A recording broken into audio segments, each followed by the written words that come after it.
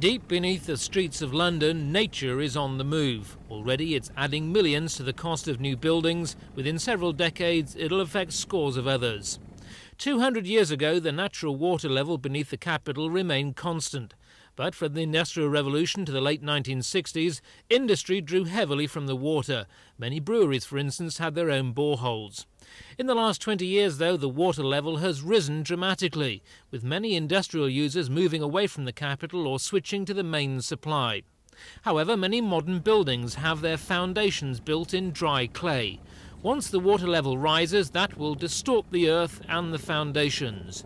And more water will flood into some deep tube lines, such as the Piccadilly section between Holborn and Russell Square.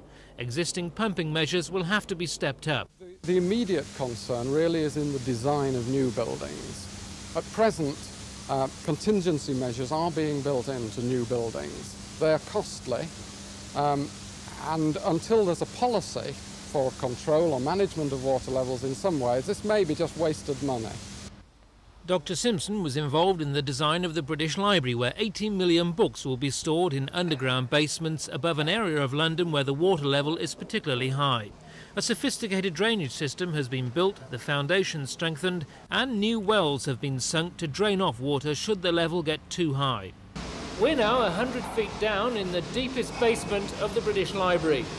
If the water table continues to rise at its present level, then sometime in the next 50 or 100 years' time, it'll have reached just below us.